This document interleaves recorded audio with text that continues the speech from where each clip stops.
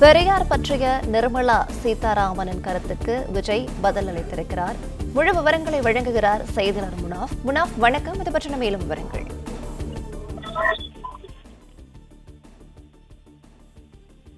தமிழனை காட்டு மிராண்டு மொழி என பெரியார் சொன்னார் என்பதற்காக நிஜமாகவே மத்திய அரசின் நிதியமைச்சருக்கு வருத்தமா என தமிழக வெற்றி கழக தலைவர் விஜய் அவர்கள் தற்போது மத்திய நிதியமைச்சருக்கு பதில் அளித்திருக்கிறார். குறிப்பாக பெரியார் தமிழன காட்டு மிரண்டி மொழி என சொன்னார் என்பதற்காக நிஜமாகவே மத்திய அரசின் நிதி அமைச்சர் அவர்களுக்கு வருத்தமா என கேள்வி எழுப்பிய தமிழக வெற்றி கழகத்தின் தலைவர் விஜய், அப்படியென்றால் மும்மொழி கொள்கையை தமிழ்நாட்டில் திணிக்காமல் இருக்கலாமே என கேள்வி எழுப்பியிருக்கிறார். மேலும் முரண்களை கடந்து எங்கள் கொள்கை தலைவரான பெரியாரை தமிழ்நாடு இன்றும் ஏன் போற்றுகிறது என்பதை சொல்லத்தான் தெரிய வேண்டுமா என கேள்வி எழுப்பிய தமிழக வெற்றி கழகத்தின் தலைவர் விஜய், குழந்தை திருமணத்தை எதிர்த்தவர், விதவை மறுமணத்தை ஆதரித்தவர், சாதி கொடுமைகளை எதிர்த்தவர் என சொல்லிக்கொண்டே பெரியாரை குறித்து போகலாம் என்று குறிப்பிட்டிருக்கிறார் தமிழக வெற்றி கழகத்தின் தலைவர் விஜய்.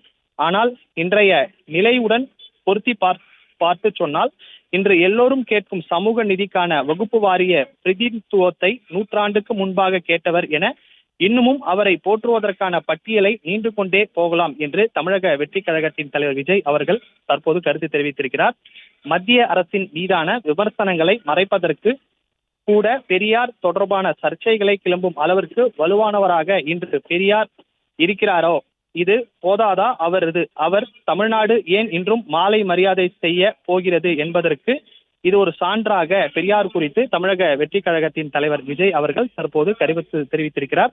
தமிழன காட்டு மிராண்டி மொழி என பெரியார் சொன்னார் என்பதற்காக மத்திய அரசின் நிதியமைச்சருக்கு வருத்தமா என கேள்வி எழுப்பிய தமிழக வெற்றி கழகத்தின் தலைவர் விஜய், அப்படியெனில் மும்மொழி கொள்கையை தமிழகத்தில் திணிக்காமல் இருக்கலாமே என்று கேள்வி எழுப்பியிருக்கிறார்.